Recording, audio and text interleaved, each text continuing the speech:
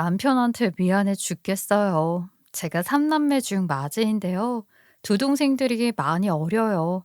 제가 남편과 연애할 때는 제 동생들이 갓 중학생이 되었을 때인데 그 나이에는 사고 싶은 거, 갖고 싶은 것이 얼마나 많아요. 저 몰래 애들한테 용돈 주고 옷 사주고 운동화 사주고 그랬더라고요. 아니, 지도 사회초년생인데 돈이 어딨어요? 그 덕에 제 동생들한테는 점수를 좀 많이 땄죠. 사실 저희 결혼이 순탄치는 않았습니다. 왜냐하면 아빠가 결혼 반대를 심하게 했었거든요.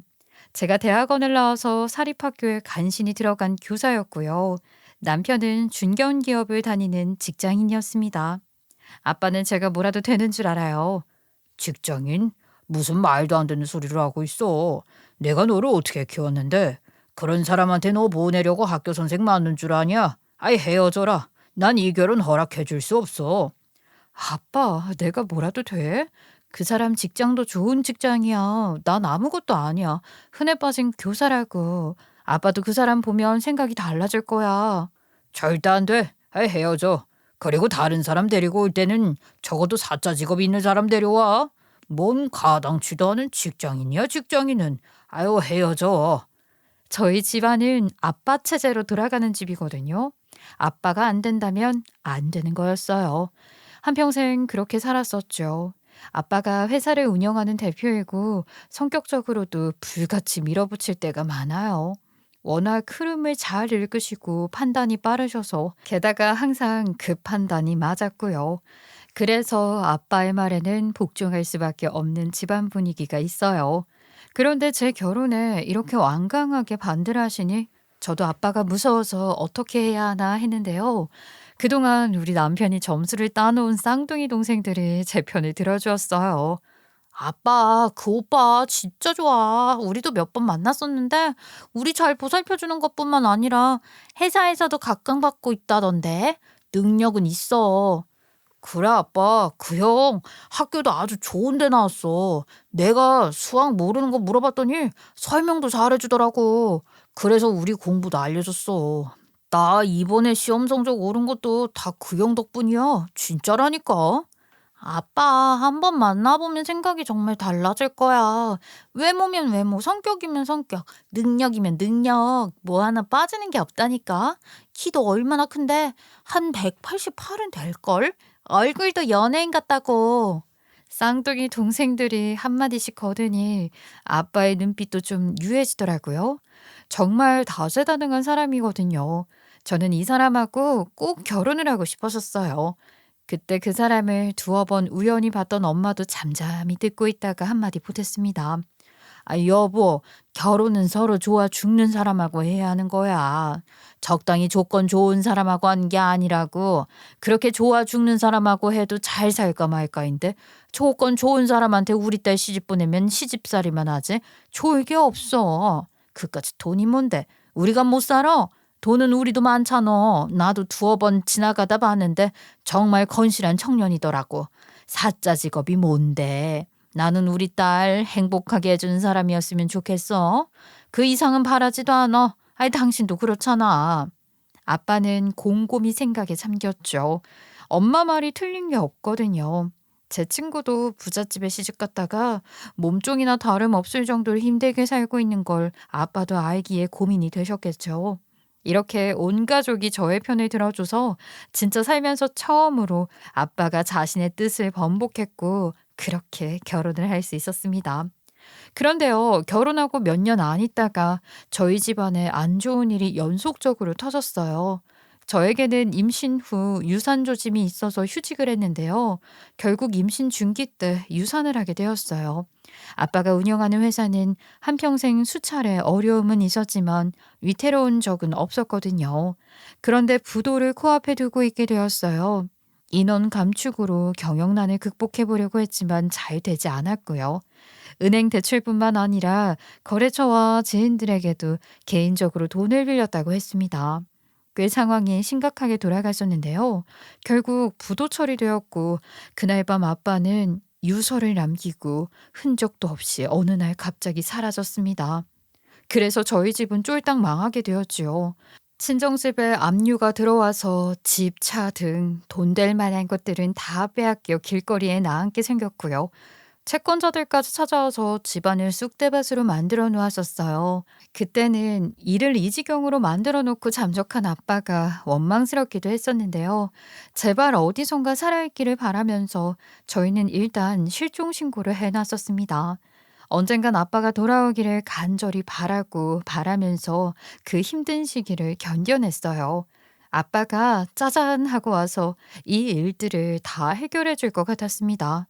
저희 아빠가 쉽게 무너지는 사람이 아닌데 이렇게 아빠가 무너지진 않을 거라고 믿고 또 믿고 있었죠. 저희 집이 이렇게 풍비박산이 났는데 고모들은 도와주지는 못할 망정 뭐라고 했는 줄 아세요? 얘 주연아, 옛말에 사람을 잘 들여야지 안 그러면 망한다고 그랬었어. 네 결혼 네 아빠가 반대를 했다며? 이게 다 이유가 있는 거 아니니? 결혼 잘못해서 그러는 거 아니야. 어떻게 한평생 잘 나가던 사업이 이렇게 망할 수가 있어? 달라진 거라고는 네 남편이 들어온 것밖에 없잖니?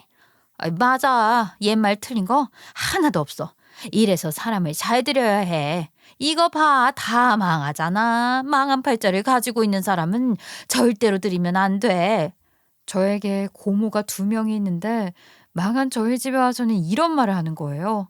저희 남편이 잠깐 자리를 비운 사이에 했던 말이라 남편은 듣지 못했는데 어떻게 저런 말을 제 앞에서 하나요? 저는 너무 기가 막혔어요. 어머, 고모들 지금 뭐라고 하시는 거예요? 미쳤어요? 지금 불난 집에 부채질하는 것도 아니고 아빠가 사업 잘못한 것을 왜 저희 남편한테 뒤집어 씌워요? 이건 아니죠. 네 남편 집안도 정말 이상하다며. 그것 때문에 네 아빠도 고민 많이 했었다고 들었다. 그런 사람을 들이면 어떡해? 저희 남편은 집안 형편이 좋지 않았어요. 좀 많이 가난하고요. 이 가난의 이유는 아버님 때문이기도 해요. 자세한 이유는 모르지만 아버님이 전과자로 옥살이를 하셨다고 했고요. 그 후로 얼마 안 있다가 돌아가셨는데 어머님 혼자 아들을 키우셨다고 해요. 뒷바라지를 얼마나 잘해주셨는지 남편이 바르게 클 수 있었고요. 형편이 좋지 않아서 대학도 겨우 휴학하지 않고 나왔고요. 없는 형편에 어학연수까지 해주셨거든요. 그래서 남편이 좋은 직장으로 취업할 수 있었어요. 그래서 결혼할 때 아빠가 이런저런 이유 때문에 반대를 했어요. 아들은 자기 아빠 닮게 되어 있어. 지 아빠가 전과자이고 힘들게 살았다는데 그런 게 다 몸에 배어 있는 거야. 뼛속까지 스며들어 있다고. 결국 지 아빠와 똑같은 삶을 살 거다. 아유, 아빠, 무슨 말도 안 되는 말을 하고 있어. 그 사람 절대 그런 사람 아니니까 그런 걱정 안 해도 돼. 아유, 얼마나 바른 사람인데. 저희 남편 정말 착실해요. 그리고 자기 자신도 알아요. 자기의 가정 환경 때문에 자기를 아빠와 동급으로 볼까봐 그래서 더 열심히 살았다고 해요. 자신의 아버지처럼 그런 나쁜 마음을 갖지 않기 위해서 엄청나게 노력하면서 의식하고 지냈었다고 합니다. 학창 시절에는 공부도 잘했고 반장은 기본이고 전교 회장까지 했었고요. 대학 때에는 과대표와 과수석 계속했고 그래서 직장도 좋은 데로 간 거예요. 남편은 자신의 팔자를 바꾸려고 자신에 대한 인식을 바꾸려고 악착같이 산 거지요. 그렇게 피나는 노력을 해야 하기 때문에 연애도 한 번도 안 해봐서 저한테 얼마나 진심으로 대했는데요. 그런 열정적인 모습과 진정성에 반해 저도 결혼까지 생각했던 거고요. 이렇게 치열하게 살아온 사람인데 알지도 못하는 고모들이 이렇게 뒤에서 씹는데 저도 열받더라고요. 참지 못하고 고모들한테 한 소리 했어요. 고모들 말이 너무 심한 거 아니에요? 큰 고모 한평생 돈돈거리며 살고 도연이 그때 고모랑 싸워서 집 나갔다가 한 달 만에 다시 들어오지 않았어? 고모부도 그때 다쳐서 일자리 잃었다면서요. 그건 다 누구 탓인데? 고모부 잘못 들여서 그런 거야? 작은 고모도 마찬가지야. 둘째인 현정이 재수 삼수에다가 공무원 시험 3번 떨어지고 셋째인 지영이도 똑같이 삼수에다가 지금 취직 못해서 저러고 있는 게 첫째인 서진이가 시집 잘못 가서 그런 거냐고. 아무나 들여서? 말이 되는 소리를 해. 이런 소리 할 거면 이제 우리 집에 오질 말어. 아니, 불난 집에 부채질하지 말고. 어머머, 아우 얘 말하는 것 좀 봐. 얘 내가 속상해서 하는 말이야. 아, 너 어떻게 어른한테 말하는 뻔세 좀 봐라. 얘, 네 엄마가 그렇게 가르쳤어? 여기서 저희 엄마 말까지 나왔고요. 저희 엄마가 한평생 고모들한테 기죽어 살았거든요. 저희 아빠가 잘 된 게 마치 고모들 덕이라고 고모들이 말하고 다녔었어요. 그래서 저희 아빠한테 뜯어간 돈도 상당하고요. 그런데 이런 말 너무 예의 없잖아요. 엄마도 화를 참지 못하고 한평생 기죽어 살던 고모들한테 한 소리 했습니다. 아휴, 우리 사위 함부로 말하지 마세요. 누구보다 열심히 살았고 반듯한 사람이에요. 형님들이 그렇게 함부로 말할 사람 아니라고요. 자기 인생 똑바로 사는 애한테 왜 그런 말을 해요? 애들 듣는 데서 그런 말 하지 마세요. 어머 옳게 미쳤니? 지금 누구한테 큰 소리야? 누구한테 훈계야? 꼬여 있으니까 나 좀 말도 꼬아듣는구나. 아우 됐어. 기분 나빠서 내가 이 집에 오나 봐라. 두 번 다시 오지 마세요, 그럼. 이제 남편도 없어서 콩고물도 먹기 힘들 테니까 오지 마시라고요. 혹여나 다른 데 가서 저희 집 얘기 함부로 놀리시면 저 가만히 안 있을 거니까 각오하시고요, 형님들. 저희 엄마도 한평생 사모님 소리 들으며 여유롭게 살았었어요. 체력도 여유로웠지만 마음도 여유로웠거든요. 엄마가 이렇게 화내는 모습 처음 봤습니다. 아무튼 그때 고모들이 저희 가족 심기를 건드린 건 맞아요. 그래서 저도 두 번 다시는 고모들 보기 싫었었어요. 고모들도 누구 덕분에 잘 살고 있는데요. 저희 아빠도 스스로 공부 잘했고 스스로 사업 열어서 잘 된 건데 가족이라는 이유로 자신들 덕이 있다고 하면서 어렸을 때 저희 아빠한테 잘 대해줬다는 이유로 엄청나게 물질적으로 바랬었거든요. 그런 게 저희 엄마는 불만이었지만 다 참아줬었어요. 정말 말도 안 되는 논리를 펼쳐왔던 건 고모들이었습니다. 아무튼 저희 집은 정말 쫄딱 망해서 친정집까지 다 내줘야 했고요. 그때 저는 정말 무서웠는데 남편은 되려 침착하더라고요. 장모님, 그리고 처남 처제, 저희 집으로 옮기세요. 어디 갈 수 있는 상황도 아니고 집 비워줘야 하잖아요. 아유, 내가 미안해서 그렇지. 부모가 돼가지고 뭘 해줘야 되는데 신세만 져서 어떡하지? 부모 자식 간의 신세라니요. 그런 말 마시고요. 저희 집에서 편하게 지내세요. 뒷일은 뒤에 생각하고요. 그렇게 해서 엄마랑 동생들 다 저희 집으로 오게 되었습니다. 저는 솔직히 너무 답답하더라고요. 엄마, 솔직히 말해봐. 아빠 몰래 모아놓은 돈 없어? 아니, 보통 다들 뒷주머니 하나씩 차던데. 우리 집이 꽤 넉넉한 편이었잖아. 네 아빠가 달라는 대로 다 주는데 엄마가 뒷돈 챙길 여유가 뭐가 있어. 그래서 하나도 안 모았지. 아, 너무 답답하다. 어떻게 이런 일이 생길 수가 있어? 아빠 없다고 어떻게 우리 집이 이렇게 망해? 아빠 없으면 엄마는 아무것도 못해? 얘네들은 어떻게 할 거야? 엄마가 무슨 능력이 있니? 엄마도 대학 졸업하자마자 네 아빠랑 결혼해서 한평생 일해본 적도 없는데 나도 내가 답답해. 여보, 지금 이런 대화 있잖아. 서로에게 상처만 줄 뿐이야. 지금 다들 예민하고 상처를 많이 받았어. 다들 힘드니까 각자 배려해주자. 응? 저는 엄마가 너무너무 답답했어요. 아빠 하나만 믿고 엄마는 한평생 산 건데요. 어린 동생들이 클러에도 많은데 엄마라는 사람이 손 놓고 아무런 대책이 없으니 너무 답답했습니다. 그런 저를 남편이 그러지 말라고 다독거려 줬고요. 엄마와 제 사이가 나빠지지 않게끔 중간 역할 해주었어요. 정말 든든한 남편이지요. 남편은 그뿐만 아니라 저희 친정에 가장 역할을 해주었어요.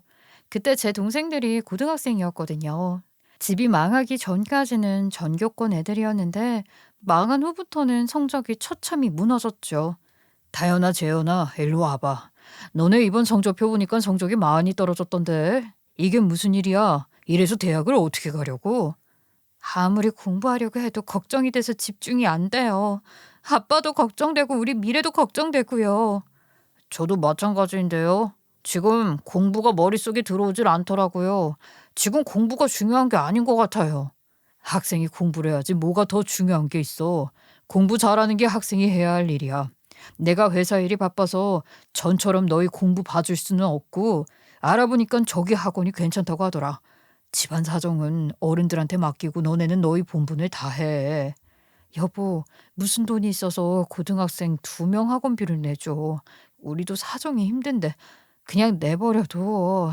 얘네가 알아서 하겠지. 공부는 다 때가 있는 거야. 할 때 해야 한다고. 내일 학원 가. 학원 등록해 놓을 테니까 가서 열심히 공부만 해. 알았지? 애들이 고등학생인데요. 고등부 학원비는 한 과목만 해도 수십만 원이에요. 두 명이면 두 배고요. 그럴 돈이 어딨어요?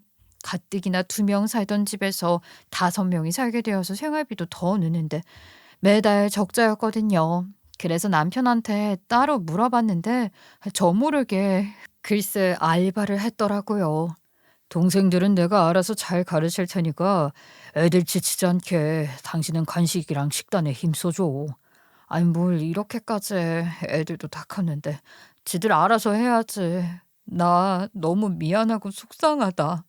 그런 말 하지 마. 말해 뭐해. 내가 좋아서 하는 거야. 내가 이 집안의 가장이잖아. 그러니까 미안해 하지 마. 뭐든 하려는 남편과는 다르게 저와 엄마는 이 현실이 힘들어서 망연자실 누워만 지냈었는데요. 남편이 참 듬직하더라고요. 전 다시 느꼈어요. 이런 사람은 어디서도 못 만날 거라고요. 결혼 하나는 내가 정말 잘했다고 생각했습니다. 그런데요, 그런 남편의 노력과 걱정과는 달리 남자 동생이 사고를 쳤어요. 집안 망한 게 지 인생 망한 거라고 생각을 하는지 보내준 학원은 환불받고 공부 안 한다고 하면서 반항을 했었어요. 그러면서 자기는 공부 안 하고 취직해서 빨리 돈 벌 거라고 하더라고요. 지도 답답했겠죠. 아빠가 원 없이 줬던 용돈이 없어지니 답답하긴 했을 겁니다. 그런데요, 취직을 한다고 한 게 배달이었어요. 오토바이 타다가 운전 미숙으로 넘어져서 뼈가 부러졌고, 이제는 병원비까지 남편 책임으로 돌아갔습니다. 남편은 그때까지도 제 동생 다독여주며 화 한 번도 낸 적 없어요. 이 현실이 버거울 텐데 말이죠. 여보, 저기 병원비 중간 결산하래. 아빠는 얘네들 보험까지 다 깨가지고 이런 상황에서 보험도 못 받게 만들어. 아, 진짜. 그래? 그럼 내야지. 병원비는 내야지. 알바 하나 더 해야겠다. 병원비 내면서 의사도 한번 만나봐야겠다. 그렇게 돈이 필요한 모든 순간은 다 남편이 처리했었어요. 저도 그때는 멘털이 무너져서 남편한테만 의지를 했는데 그때 고등학생 여동생이 소리치며 저희를 혼내더라고요. 언니, 그리고 엄마, 제발 좀 정신 차려. 형부 혼자 고군분투하는 거 안 보여? 형부가 그 많은 돈을 혼자 어떻게 다 감당해. 이러다 형부까지 쓰러지겠어. 지금 형부마저 없으면 우리 집안 길거리에 나 앉아야 하는데 미안한 생각 안 들어? 제발 좀 정신 차리라고 뭐라도 좀 하라고. 언니도 직업이 있잖아. 가서 돈 벌어. 저보다 10살도 더 어린 동생이 그런 말을 하는데 아유 저요 너무 창피해서 고개를 푹 숙였다니까요. 맞아요. 저는 징징거리는 것밖에 하는 게 없었고요. 저도 성인이고 어른인데 이런 위기를 이겨내야 되는데 자꾸 힘들다고 한 것밖에 없는 거였어요. 정신이 확 들더라고요. 그래서 원래는 휴직 중이었는데 일은 복직을 했어요. 엄마도 한평생 주부였지만 일자리 찾으러 다녔고요.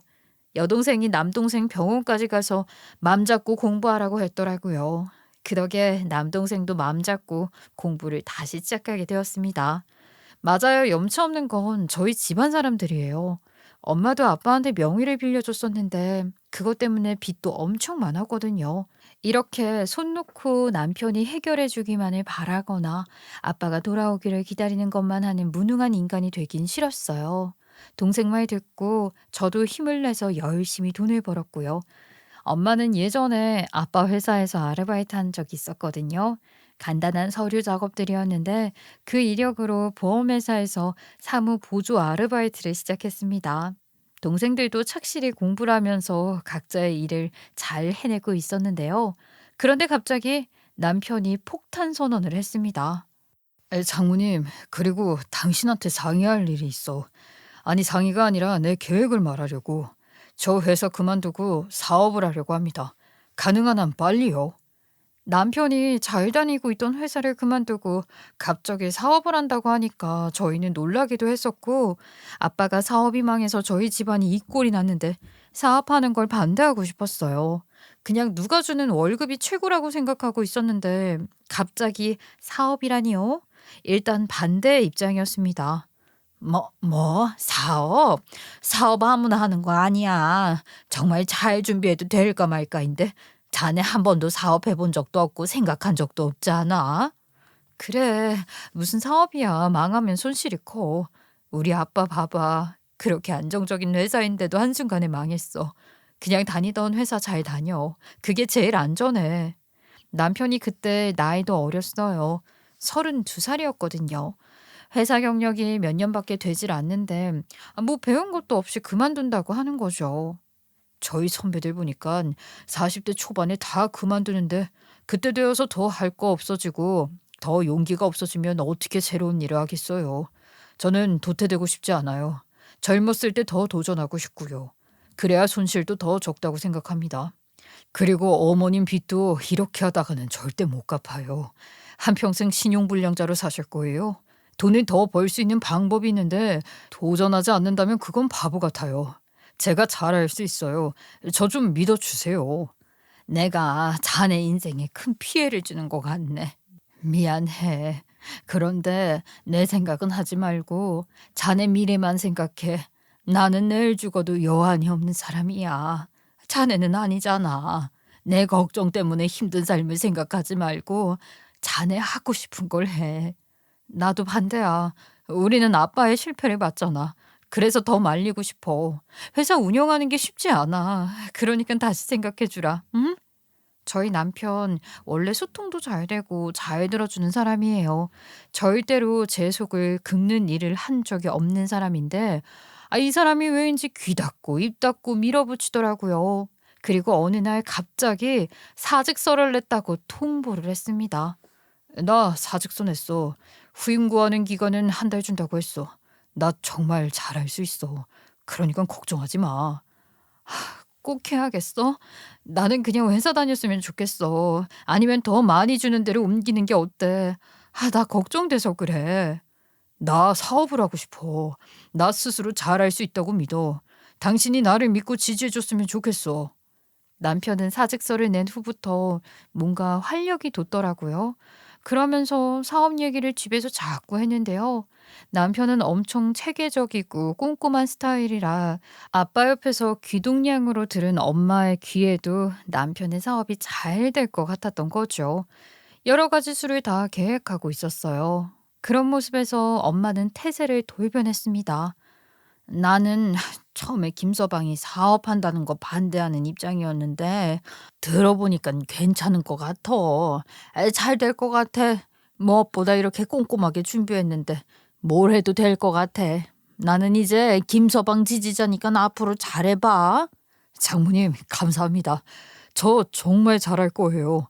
열심히 준비한 만큼 좋은 모습 보여드릴 수 있다고 자신하고요. 최선을 다하겠습니다. 엄마도? 이 집안에서 이제 나만 반대하네. 나는 아직까지 반대 입장이야. 그런데 남편이 너무 설레어하니까 하지 말란 말도 못 하겠더라고요. 그저 반대하면서 지켜보기로 했죠. 결국 잘 다니고 있던 좋은 회사를 때려치우고 사업을 했고 저는 좀 많이 불안했어요. 그래도 남편을 믿는 마음이 더 크긴 했습니다. 남편의 사업은 인터넷으로 하는 사업이었고요. 간단히 사무실을 차려서 직원 몇 뽑아서 시작했어요. 사무실도 크지 않는 주거용 오피스텔로 잡았죠. 직원들을 보지 못했지만 남편 말로는 잘 뽑았다고 하더라고요. 제가 와이프라는 이유로 직원들까지 관리하는 건 좀 경우가 아니잖아요.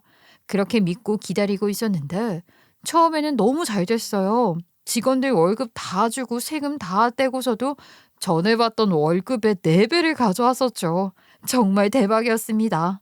세상에, 이게 첫 달에 번 돈이라고? 정말? 여보, 대박이다. 이런 상태라면 우리 금방 부자 되겠는데? 그렇다니까. 내가 믿으라고 했잖아. 이건 오픈빨이 아니야. 계획한 대로 흘러가는 거라고. 다음 달엔 돈 많이 벌어올 테니까 기다려. 남편이 많은 금액의 돈을 가져왔을 때 그때 좀 안심이 됐던 것 같아요. 잘하고 있구나. 역시 내 남편이구나 했거든요. 2달에는 더 많은 금액의 돈을 가져왔고요. 3달째, 4달째 이렇게 가면 갈수록 남편의 사업은 잘 됐습니다. 계속 더 높은 금액을 가져오니까 다시 부자가 된 것 같았어요. 엄마 빚도 금방 갚았고 동생들도 학원 원 없이 보내고 저도 그때서야 숨통이 트이더라고요. 이제 엄마랑 동생들을 따로 살 수 있게 적당한 집 마련해 주면 되겠다 하고 살고 있었는데요. 그렇게 5년이라는 시간이 흘렀습니다. 아빠가 실종된 지도 벌써 5년이 넘었고요. 그때 남편이 이런 말을 했어요. 장모님, 그리고 당신, 장인어른 실종된 지 벌써 5년이나 지났어. 그런데도 아버님이 잘할 때는 흔적은 찾을 수 없고 여전히 우리는 아버님 빚에 시달리고 있으니까 이제는 정리해도 될 것 같아. 무슨 정리를 한다는 말인가? 어떻게 정리를 해? 없어진 사람인데 죽었는지 살았는지도 모르는데. 장모님, 실종 신고 후 5년이 되면 실종 선고를 할 수 있어요. 그러면 사망한 것과 똑같이 권리관계가 정리돼서 상속 등의 문제를 해결할 수 있거든요. 그래서 장인어른의 실종 선고하는 게 어떨까 싶습니다. 뭐? 그럼 이 세상에 없는 거나 다름이 없잖아. 나는 사실 마음의 준비가 안 됐어. 우리 조금만 더 기다려보는 게 어떨까? 이런 건 마음을 어떻게 먹느냐에 따라 달라지는 것 같아. 서두를 필요는 없지만 놓아주는 것은 필요한 것 같아. 그렇게 남편의 권유로 아빠를 실종 선고를 했고요. 이 세상에 없는 사람으로 처리를 했습니다. 마음이 이상하더라고요. 돌아가신 것도 아니고 살아있는 것도 아닌 아빠의 존재가 마음속에 응어리가 진 채 추억만 간직하고 살아가고 있었습니다. 그런데 남편 사업이 5년이 넘었을 때 그때쯤부터 남편도 좀 힘들어 하더라고요. 나도 그런 남편이 안쓰럽고 엄청 미안하긴 했는데요. 불안했어요. 애들도 대학생이 되어 학교를 다니고 있는 상황인데 등록금까지 다 남편이 대주고 있었거든요. 저도 염치 없지만 몇 년만 버티면 되는데 또다시 시련이 온다면 다시 일어설 수 없을까 봐 걱정이 되었습니다. 많이 초조했어요. 여보, 얼굴이 너무 안 좋아. 요즘 무슨 일 있어? 회사 사정 안 좋아? 나한테 말해봐. 내가 들어는 줄게. 요즘 너무 힘들어. 일적인 이야기라 말해도 당신이 이해할 수는 없을 것 같고 곧 괜찮아질 거니까 걱정하지 마. 회사가 사정이 안 좋은 거야? 혹시 경영난에 무슨 문제가 있는 거야? 어떤 상황인지 말 좀 해줘. 남편은 말을 아끼더라고요. 원래 야근을 하더라도 즐겁게 하고 오는 사람이거든요. 일이 정말 즐겁다고 하는 사람이었는데 이상하게 그맘때는 표정도 어둡고 뭔가 혼이 나간 사람처럼 보였어요. 혼잣말을 많이 했고요. 뭔가 가슴속에 응어리가 졌나? 고객이나 거래처와 무슨 안 좋은 상황이 생겼나? 자금 압박이 있나? 그런 생각에 저는 잠을 못 잤습니다. 걱정되잖아요.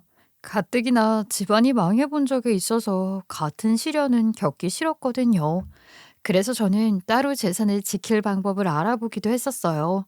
어쨌든 이 집은 제 명의이고 차도 제 명의라 남편 사업이 망해도 지킬 재산이 있긴 한데요. 혹시라도 그런 일이 생기면 어떻게 해야 할까 걱정에 잠을 못 이루었어요. 남편은 원래 몸이 좋은 사람이에요. 적당한 근육질의 몸이었고요. 그런데 사업하면서 운동할 시간이 없다가 다시 운동을 시작했던 것 같은데 얼굴이 자꾸 퀭해지는 느낌 아실까요? 몇 달간 지속되니까 제가 수차례 다시 물어보았습니다. 요즘 무슨 일 있어? 당신 너무 안 좋아 보여. 혹시 회사가 안 좋은 거야? 요즘 좀 힘드네. 일이 많은 건 괜찮은데 스트레스가 많으니까 또 그걸 풀 수가 없어서 답답하다. 내가 뭐 도울 건 없어? 내가 도울 수 있는 게 있다면 말해줘. 나 당신 돕고 싶어. 괜찮아. 내가 돈 많이 벌어서 당신 호강시켜줘야 하는데 미안하지. 난 괜찮으니까 당신 신경 쓰지 마. 얼마 안 남았어. 금방 괜찮아져. 어떻게 신경을 안 써요? 원래 웃는 상인 사람인데 어느 순간 울상이 되어 살아가는데요. 확 늙어진 건 기분이고 걱정이 되죠.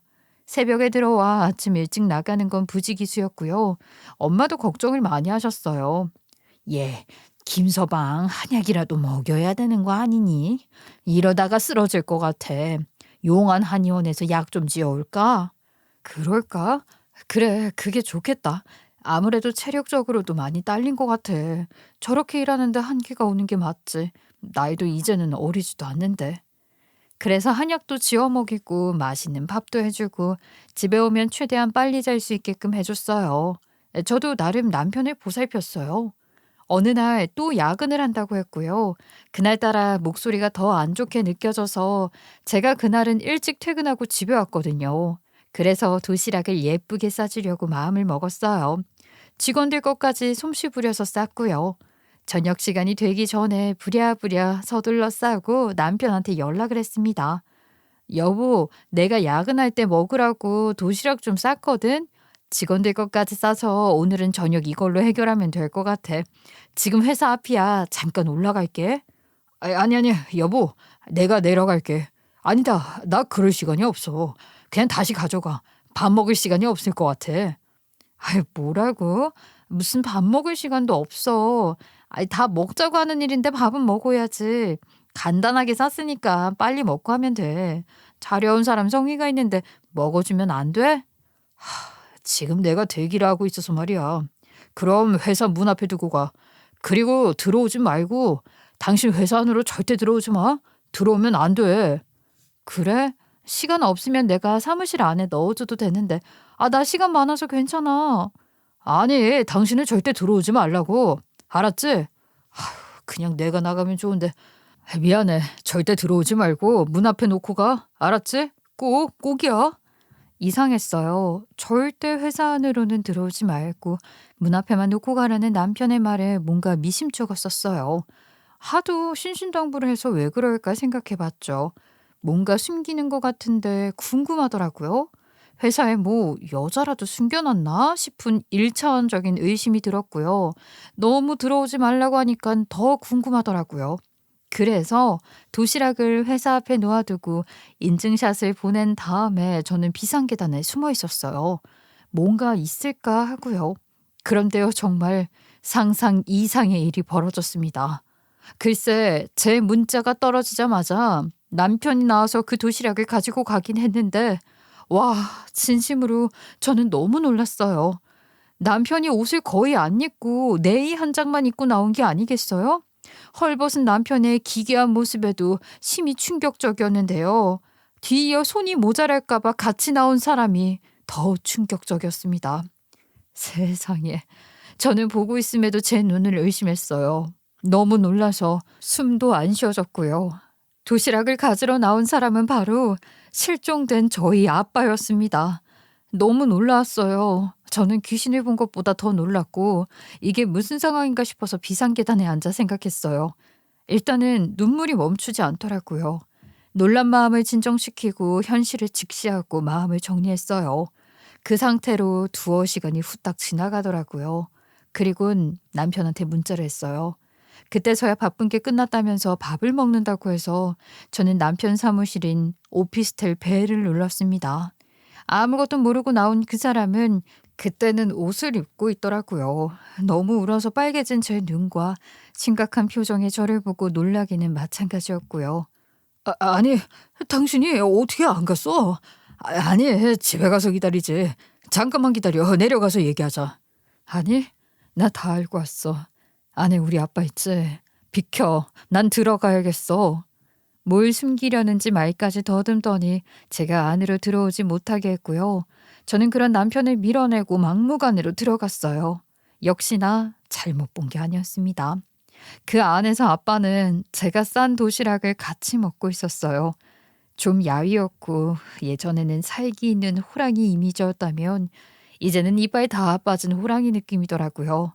떨리는 마음을 진정하고 천천히 침착히 말을 했어요. 아빠 맞아? 아빠 닮은 사람 아니지? 아빠가 왜 여기 있어? 이게 무슨 상황이야? 빨리 설명해. 당신 옷도 그렇고. 보니까 남편과 아빠가 있었어요. 다른 직원도 2명이 더 있었고요. 거기에 2명은 여직원이었고요. 아빠는 놀란 토끼 눈을 하고 저를 바라보고 있었어요. 말문이 막힌다는 듯이요. 이게 도대체 무슨 짓이야? 아까 당신 옷차림도 그렇던데 그건 왜 그런 거야? 그리고 실종된 아빠가 여기 왜 있어? 도대체 무슨 짓을 하고 있는 거야? 내가 이래서 들어오지 말라는 거였어. 차근히 설명할게. 여기 좀 앉아봐. 일단 마음 좀 가라앉혀. 잘 지냈니? 너네 사는 곳 내가 멀리서 지켜보고 있었어. 아빠가 돼가지고 미안하다. 아버님 잘못한 거 없어. 다 내가 이렇게 하자고 했던 거야. 여보, 내 말 좀 차분히 들어봐. 아빠가 말없이 찬물을 떠서 저에게 주었습니다. 눈치 빠른 여직원 2명은 바로 퇴근을 했어요. 셋만 남았을 때 남편이 말을 시작했습니다. 사실 아버님 회사가 부도나기 전날에 아버님이 생을 저버리려는 행위를 하는 걸 내가 보게 되었어. 그걸 보고 내가 계획을 하게 된 거야. 아버님을 살리자는 계획을. 정말? 그때 우리가 어떻게 살았었는데. 아빠, 어떻게 사람이 이럴 수가 있어? 우리 안 보고 싶었어. 우리가 겪는 고통은 생각 안 했어? 왜 이렇게 무책임해? 그때 나는 내가 없어지면 빚도 없어지니까 없어지려고 했지. 지금 생각해보니 참 바보 같은 생각인데 그때 만약에 김서방이 날 안 말렸음 지금 난 여기에도 없었다. 김서방이 날 살린 거야. 내가 애원했어. 그럴 마음으로 열심히 일해서 빚 갚으라고. 그래서 떳떳하게 더 잘 살자고. 내가 다 도와준다고 했어. 그 즉시 아버님을 지방으로 빚쟁이들을 피해 피신시키고 핸드폰도 카드도 다 버리고 내 걸로 만들어드렸어. 심지어 신분증도 필요하면 내 걸로 사용하라고 했었지. 아빠는 남편의 말에 힘을 얻어 지방으로 도망갔었고요. 카드, 핸드폰 일절 사용 안 하고 오로지 현금만 쓰면서 일용직으로 일하면서 하루하루를 버텼다고 해요.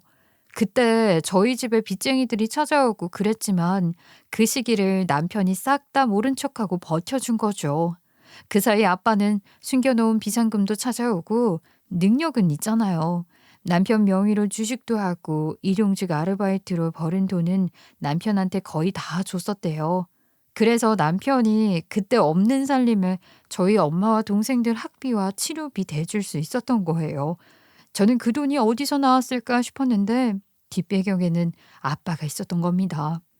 내가 얼마나 가슴이 썩어 문드러졌는지 몰라.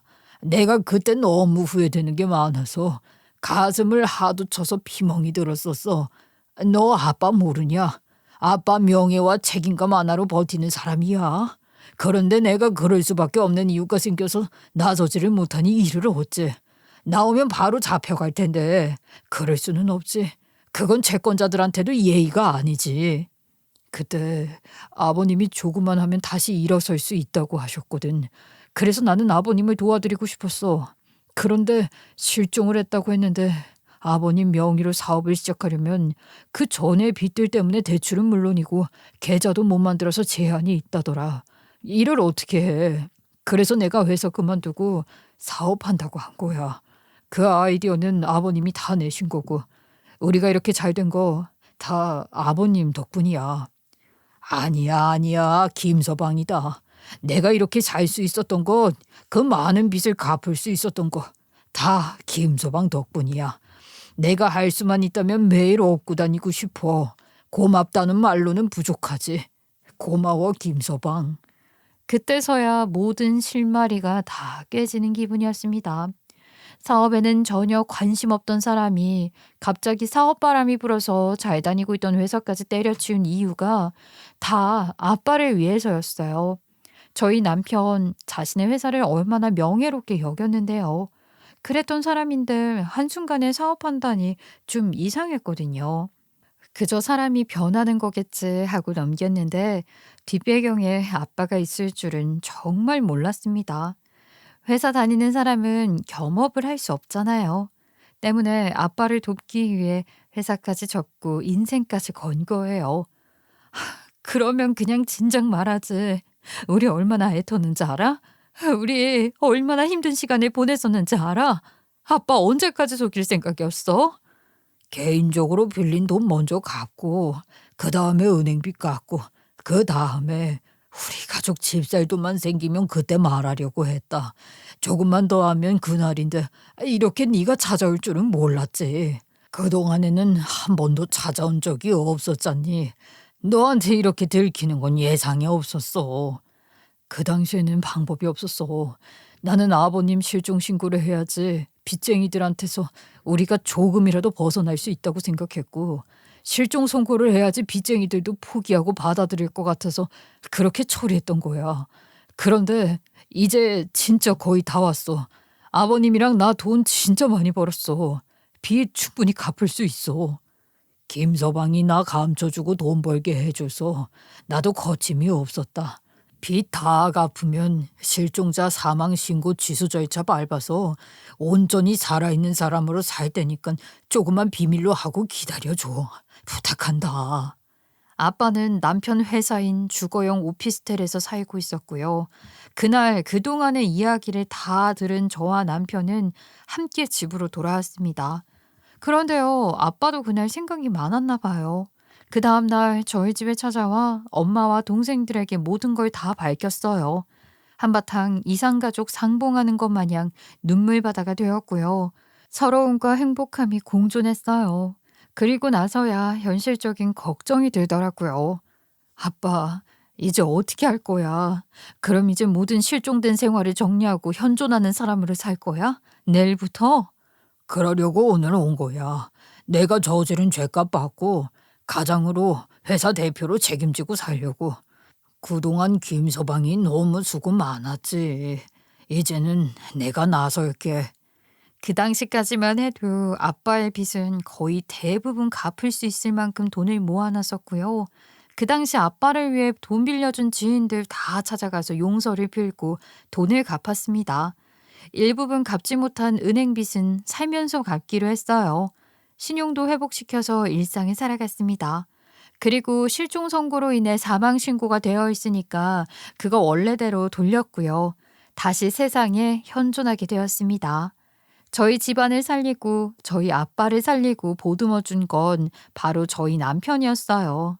제 입장에서는 너무도 고마운 사람인데 남편 입장에서는 결혼 잘못해서 힘든 일을 겪게 해서 미안했어요. 그런데요, 풀리지 않는 이슈가 하나 더 있었죠. 그때 남편의 기괴한 복장이요. 아빠 일이 너무 충격적이라 그건 나중으로 돌렸는데 그것 또한 물어봤어요. 아, 그런데 생각해보니까 당신 왜 그때 회사에서 네이만 입고 있었던 거야? 일할 때 뭐 네이만 입고 해? 다른 여직원들이 보잖아. 아이, 그게 아니라 사업을 확장시키면서 헬스용품과 건강식도 파는데 라이브 방송 판매를 시작했거든. 몸의 변화를 보여줘야 하기 때문에 다이어트도 하고 운동도 해야 하기 때문에 그동안 힘들었던 거야. 모델을 구해보려고 했지만 몸의 변화를 찍어야 하는데 그럴 만한 모델이 구해지지 않았거든. 그래서 내가 모델이 되어서 벌크업하면서 일까지 하느라고 아주 죽을 맛이었던 거야. 당신이 오는 날이 딱 라이브 방송하기 몇 분 전이어서 말도 못하고 그랬던 거라고. 그래서 그동안 그렇게 힘들었던 거야? 난 또 이상한 생각했었잖아. 오해해서 미안해. 당신 돈 참 힘들게 번다. 그런데 내가 그거 알아주지도 못하고 미안해. 지금이라도 알았으면 나한테 더 잘해줘. 나 맛있는 반찬 많이 해주고 우리도 이제 다 돌아왔으니까 우리 인생 살자. 애도 갖고.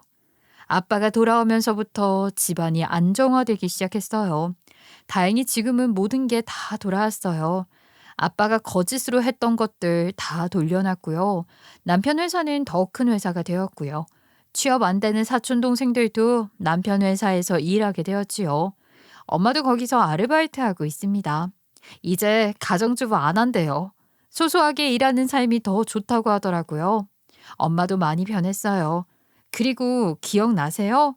저희 집 망하니까 고모들이 사람 잘못 들였다고 저희 남편 험담했던 거요. 저희 집이 다시 일어서게 된 게 다 저희 남편 덕분이라는 걸 듣게 되자 고모들이 웬일로 사과를 하더라고요.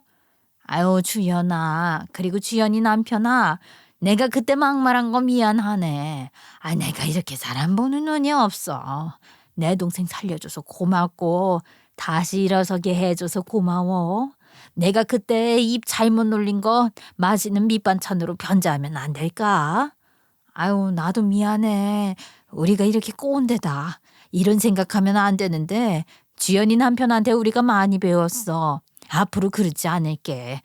나는 뭐 해줄 게 없는데 어떡하지? 아닙니다. 괜찮습니다. 그럴 수도 있죠. 그런 생각 들 수도 있을 거라는 걸 이해합니다. 고모들, 우리 남편이 마음이 이렇게 넓어요. 사과 안 하면 됐어요. 그런데 큰 고모 밑반찬은 먹고 싶네. 고모가 요리를 잘하잖아. 아이 그럼 내가 요리를 잘하지. 내가 우리 애들 줄 때마다 너희 집에 갖다 놓을 테니까 맛있게 먹어. 네 엄마는 이런 음식 안 하잖아. 한평생 도우미 끼고 살아서 이런 거 못할걸. 맞아. 고모 음식 맛있어요. 앞으로도 우리 남편 예쁘게 봐주시고요. 우리도 사이좋게 지내요. 알았죠? 모든 게 순조롭게 일이 처리되었어요. 결국 집안을 살린 건 남편이고요. 남편이 없었다면 저희 집안은 아마 망해서 일어서지도 못했을 거예요. 남편한테 감사한 마음이 커서 저는 짜증 한 번, 투정 한 번 부리지 않고 남편이 원하는 것만 해주면서 살고 있습니다. 그리고 다들 저희 남편한테 힘든 과거가 있다는 걸 말하면 믿지 않더라고요. 이렇게 대성한 사람인데 그런 그늘은 보이지 않는 사람이거든요. 원래부터 부잣집이었던 것 같다고 하는데 그걸 보고서 또 느꼈어요. 역시 사람은 의지에 따라 삶을 바꿀 수 있는 것 같아요. 괜히 저 만나서 고생한 남편한테 이 자리를 빌려 다시 한번 고맙다는 말을 전하고요. 여러분, 저희 남편 보면서 의지를 갖고 살아보세요. 그럼 원하는 삶을 살 수 있을 겁니다. 저의 믿기 힘든 이야기, 저도 믿을 수 없는 이야기였는데 시간 내어 들어주셔서 감사합니다.